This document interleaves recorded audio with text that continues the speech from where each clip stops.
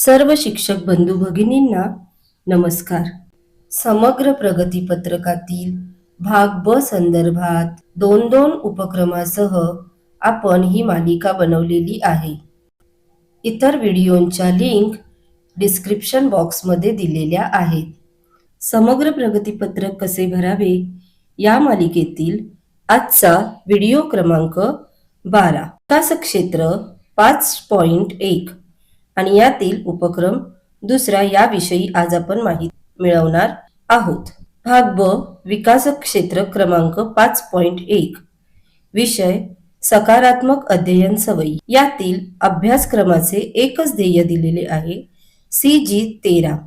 बालके अध्ययनाच्या सवयी विकसित करतात, त्यामुळे त्यांना शालेय वर्गासारख्या औपचारिक अध्ययन वातावरणात सक्रिय राहता येते। या विकास क्षेत्राअंतर्गत निश्चित केलेल्या क्षमता आपल्याला सोबत दिलेल्या छायाचित्रात दिसत आहेत। यापैकी मी निवडलेली क्षमता आहे CG13.4।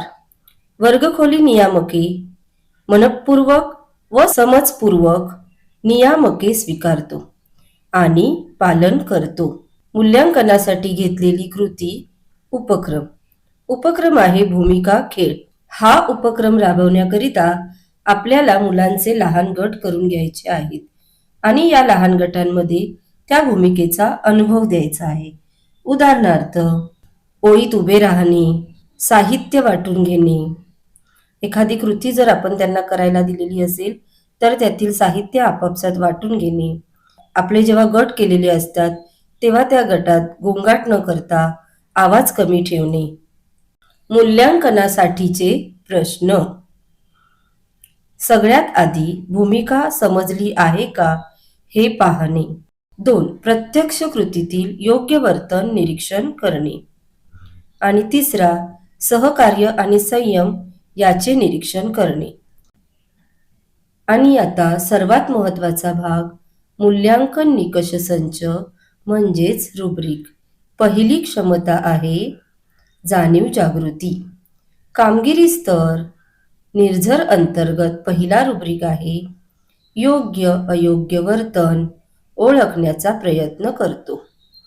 पर्वत वर्गातील नियम खेळात योग्यरित्या दाखवतो आणि आकाश इतरांच्या भूमिकांशी जुळवून घेतो। यापैकी विद्यार्थी ज्या योग्य स्तरावर असेल तिथे बरोबर अशी खूण करावी। पुढील क्षमता आहे संवेदनशीलता। कामगिरी स्तर निर्झर अंतर्गत रुब्रिक आहे, कधी कधी भावना व्यक्त करण्यात संकोच होतो। पर्वत अंतर्गत रुब्रिक आहे, वर्गातील नियम पाळणारे वर्तन दाखवत इतरांना साथ देतो। आणि आकाश अंतर्गत रुब्रिक आहे, स्वतःच्या कृतीने समूहात सकारात्मक वातावरण निर्माण करतो। विद्यार्थी यापैकी ज्या योग्य स्तरावर असेल तिथे बरोबर अशी खूण करावी। आणि पुढील क्षमता आहे सृजनशीलता। कामगिरी स्तर निर्झर अंतर्गत रुब्रिक आहे, भूमिकेत मर्यादित कल्पकता असते। पर्वत अंतर्गत रुब्रिक आहे, भूमिका जिवंत आणि अर्थपूर्ण बनवतो। आणि आकाश अंतर्गत रुब्रिक आहे, सादरीकरण प्रभावी, स्पष्ट, योग्य प्रतिक्रियेने समृद्ध असते। विद्यार्थी यापैकी ज्या योग्य स्तरावर असेल तिथे बरोबर अशी खूण करावी। मला आशा आहे की हे सर्व व्हिडिओ आपणास मार्गदर्शक ठरत असतील। आपल्यासारख्या अनेक शिक्षकांकडे हे व्हिडिओ आठवणीने शेअर करा।